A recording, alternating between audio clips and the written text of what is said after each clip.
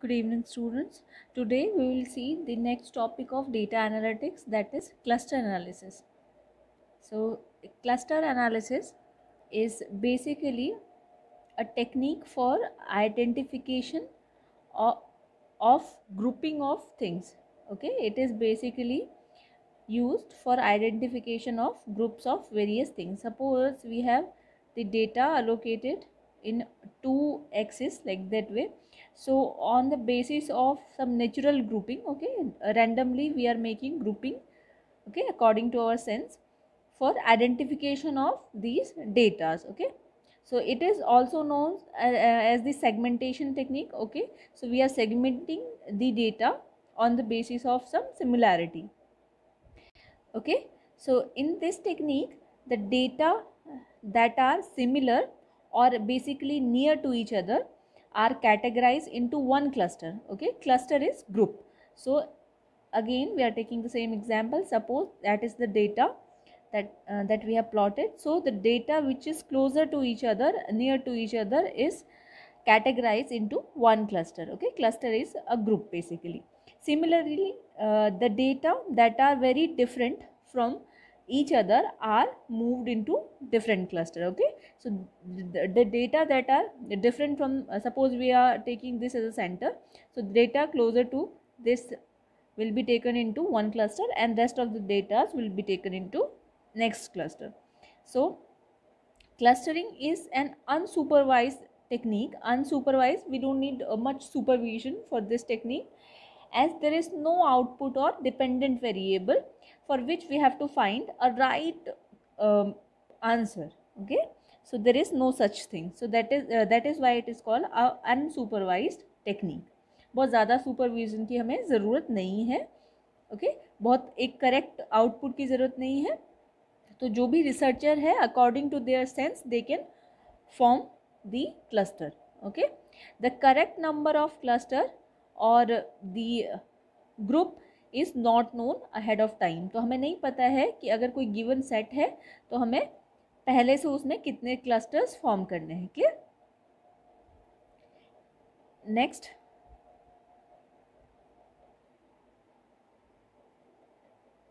the clustering technique can only suggest to the user how many cluster would make sense from the characteristics of data. Okay, so it is basically more dependent to a sense of the researcher, that what is the characteristic of the data is showing. According to that we will form the number of clusters. Okay, the user can specify different larger or smaller data. Okay, on the basis of these characteristics he can form the desired number of cluster. Okay, that makes some sense. So basically the cluster analysis technique will then define many distinct cluster based on the analysis of data. Okay, so the good cluster it depends on how closely the cluster parameters fit to each other or fit to the data. Okay, sorry. Next we will see one case study. So in this case study, a national insurance company distributes its personal or commercial insurance products through the independent agent. Okay, and they wanted to increase their sales by their better understanding with customers, and they were interested in increasing their market share by doing some direct marketing campaigns. However, without creating a channel conflict with the independent agents. Okay, they were also interested in examining the different customer segments based on their needs, the profitability of each of those segments. So they gathered attitudinal behavioral or demographic data using a mail survey of 2000 approximate 2000 US households. So that own auto insurance, जिनके पास already auto insurance था. तो करीब 2000 लोगों का उन्होंने mail base एक सर्वे लिया.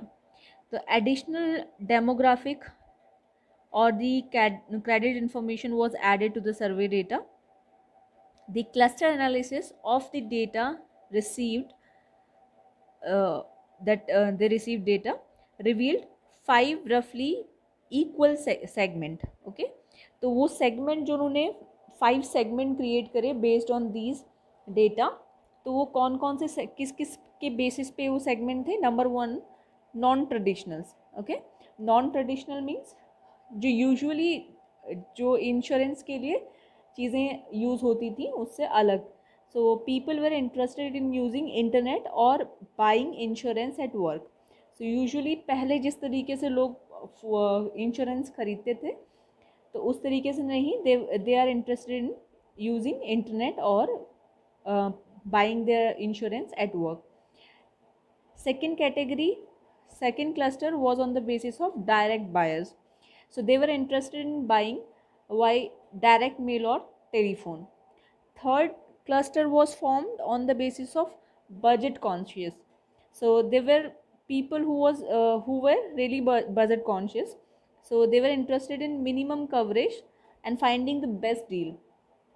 Fourth category or cluster was based on agent loyals. So the people expressed strong loyalty to their agents and high level of personal service. And last was the characteristic for the cluster was hassle free. So the similar to the agent lawyers, they were similar to the agent lawyers, but they are less interested in face to face services. So based on this input variables or data they collected, they categorize their customer on 5 categories, okay, or 5 clusters based on their interest. Okay, so this is how we use cluster analysis techniques in various other fields. Next, the cluster analysis is also used for automatic this we have discussed. Next, the application of cluster analysis. So it is used almost in every field where there is large variety of transactions. Okay, so it helps to provide characterization of the any field or thing in defining that field, labeling of population. So it can help in identification of natural grouping of customer, products, patients or anything.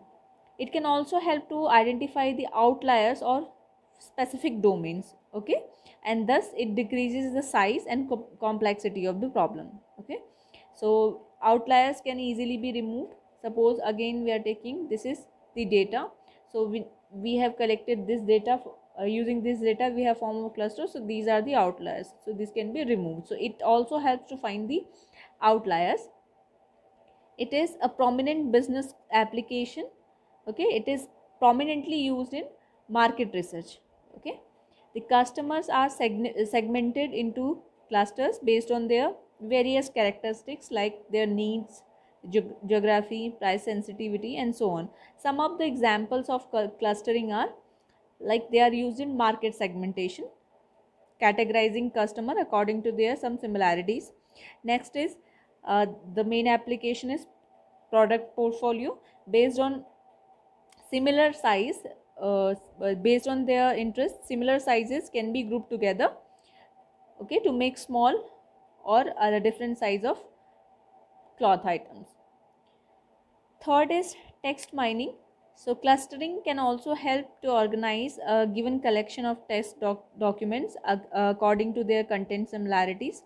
Okay, so this is called text mining. So these are various application areas of cluster analysis. Next is definition of cluster. Okay, so cluster is basically a representation of n objects that are formed in or that are grouped together in k groups based on measure of similarity. Okay, based on some similarity we are representing n objects into k number of groups. So such that we are organizing such that the object within same group are alike, but the objects in different groups are not alike. Okay, so the objects of one group or one cluster are similar while they are different from the from the objects of other group. Okay, these are different, but within a group, within a cluster, the objects are similar. However, the similarity can also be interpreted in many ways. Similarity means any characteristics that we are choosing. Okay, so cluster can differ in terms of their shape, size, or density. Okay, the cluster are patterns, and there can be many kind of patterns. Okay, for example, we are representing a circle based on all the points that are representing the circumference of the circle. Okay, so here, like this, we are representing the data like this way. So the data, we can form this using this data as a cluster. So anything can be the criteria. Based on this criteria, we can form the group. Okay,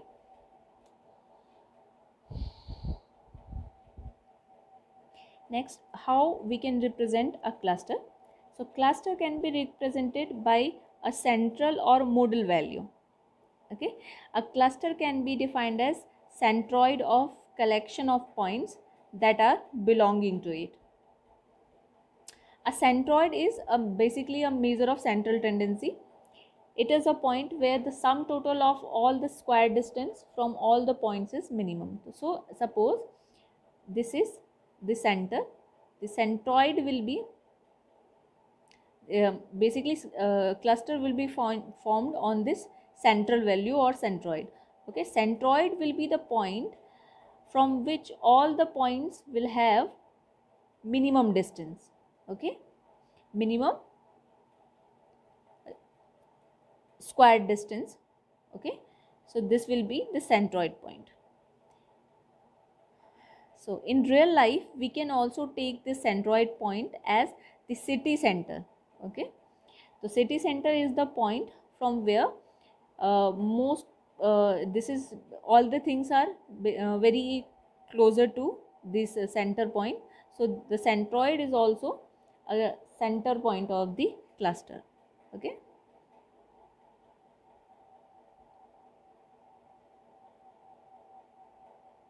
so what are the various techniques of clustering? So the basically the quality of clustering depends upon the how good the algorithm we are following. This algorithm is the function of distance and the other application.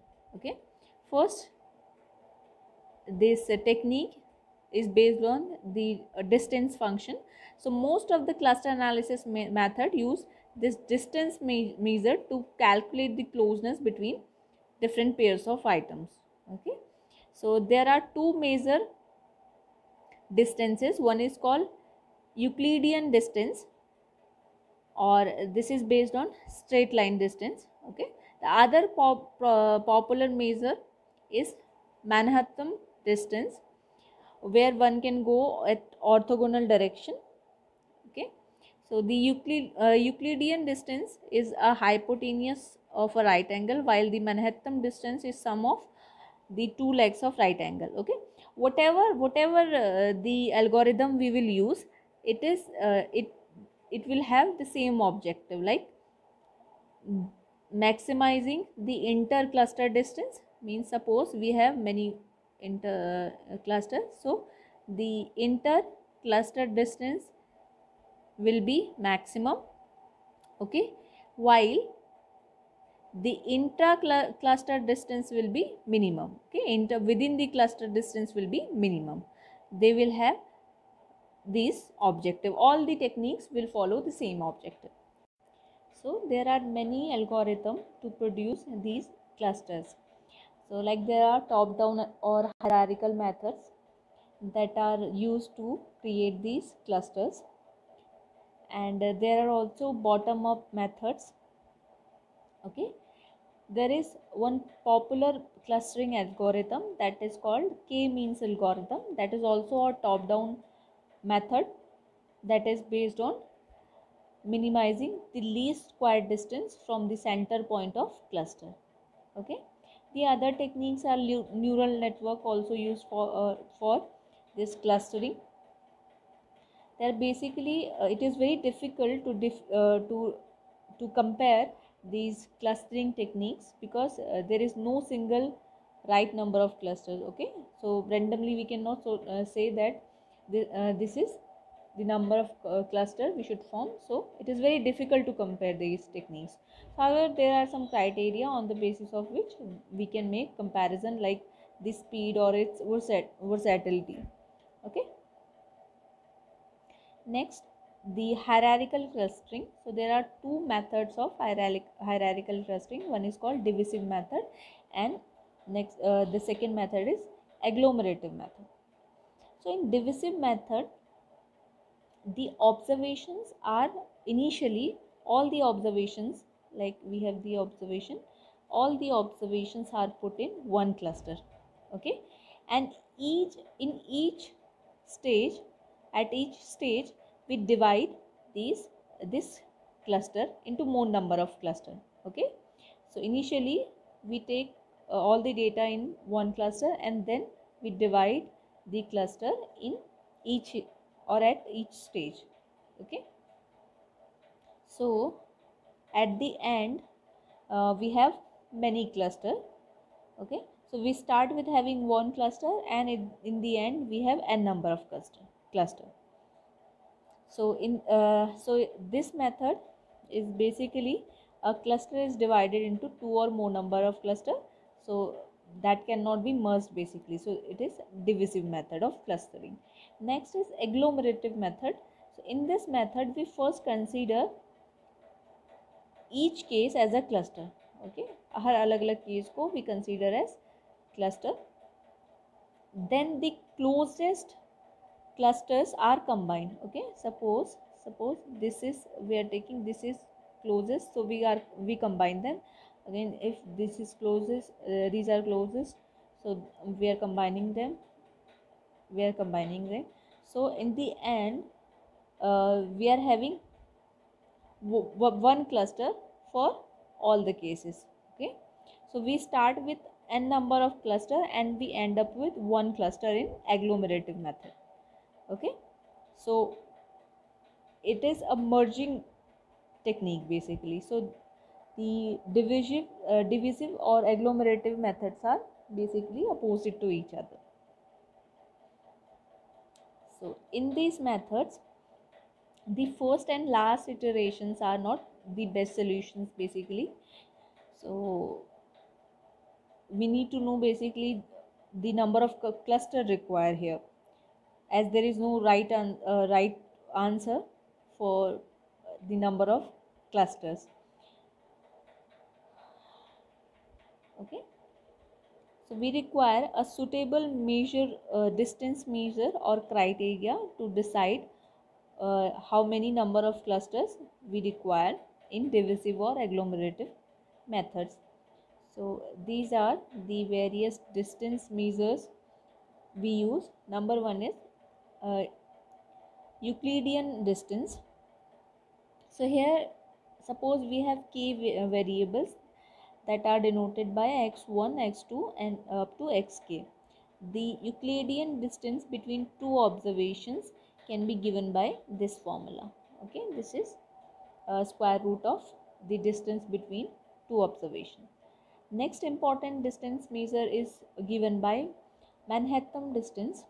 So here the distance is basically the difference between difference between or sum of absolute difference between all the observations. Okay, so these are the two important distance measure that we use in cluster analysis. Okay,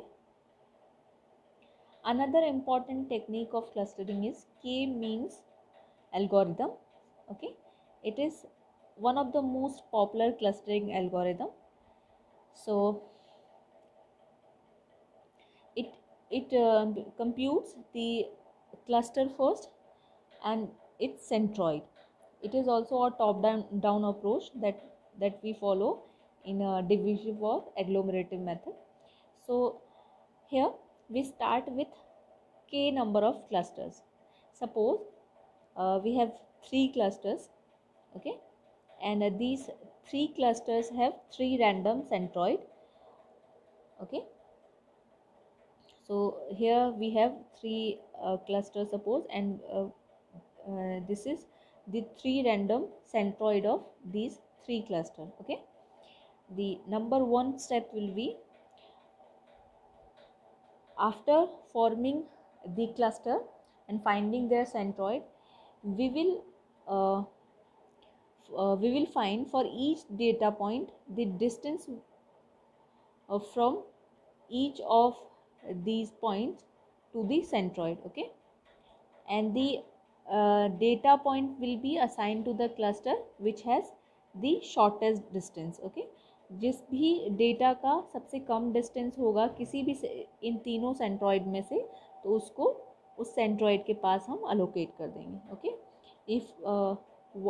If I give this centroid number 1, 2 and 3, so nearest to this centroid there are 3 data point, okay. So nearest to this centroid 2 we have 2 data points, suppose, and nearest to this centroid we have 4 data points, okay. So after randomly allocating centroids, we are assigning the data points to the centroid that are nearest to it. The next step is we will recalculate all the centroid, okay, that are closest to all the data points, okay. So the dashed arrow will show the centroid that the new centroid and the distance between the old centroid, okay. The dashed arrow shows the distance, okay.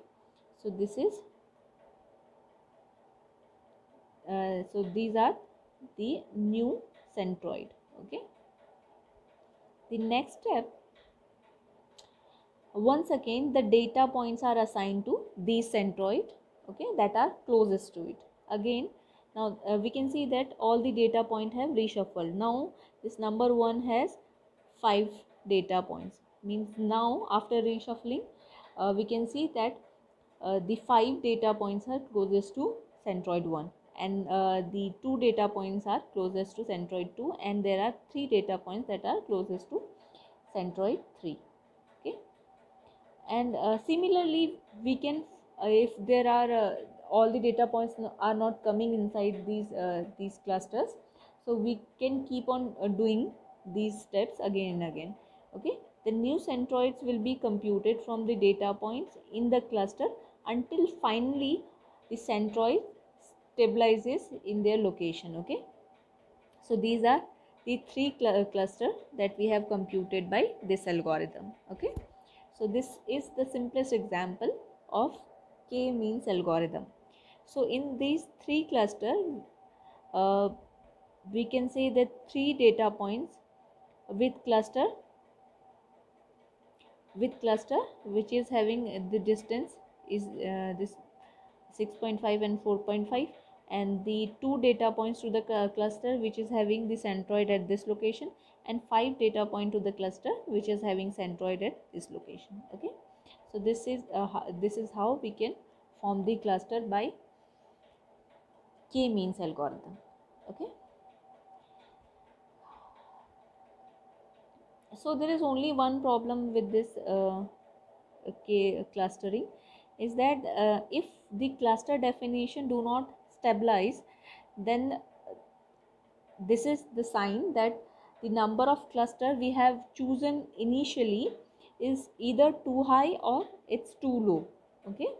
So we need to run this algorithm for different values of clustering, okay. Next, how we can select the number of cluster. So this is the graph between the number of cluster or the average within cluster sum of square, okay. It's the distance. So it is called the elbow method of k-means clustering, okay. So it depends on shape or scale of distribution point of the data set and the desired clustering of the user. Okay, but the heuristics are needed to pick the right number. So one graph, that is elbow method, represent the percentage of variance that are explained by cluster. Okay, so we can see the first cluster the first cluster will show that there is maximum variation. Okay, so the first cluster will add the more information, we can see, because it has the maximum or lot of variance. As the number of clusters are increasing, the variance is decreasing, or variance will fall. We can see variance is falling. Okay, so beyond this point, we can see beyond this point, adding more number of cluster will add minimum value. Okay, there will be not a very much increment in the variance. Okay, so this point is called elbow point. Okay, so that would be the desired cluster. Okay, that will be the desired number of cluster for any data points. Clear? So this is how we can select the number of cluster using this k elbow method of k clustering. Okay, next we will discuss some of the advantages and disadvantages of k means algorithm. So there are many advantages, like it is simple and very easy to understand, and also very easy to implement. It is also efficient in that the time taken to the cluster means. Okay, so in comparison to other clustering algorithm, it the performance is very good in general.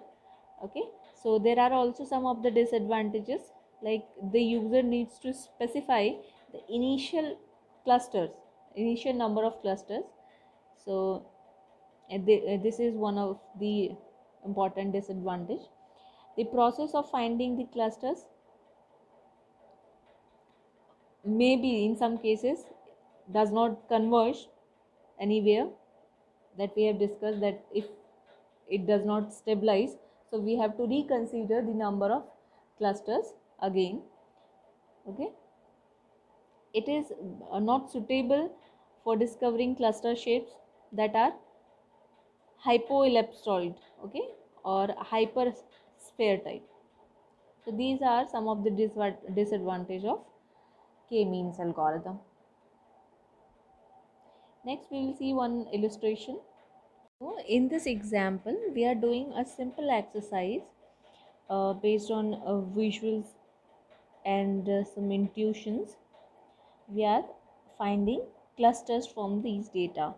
Okay, and the data are of two dimensions, x and y, and our objective is to determine the number of clusters and the center point of these clusters. Okay, so the x and y data points are given, like 2 and 4.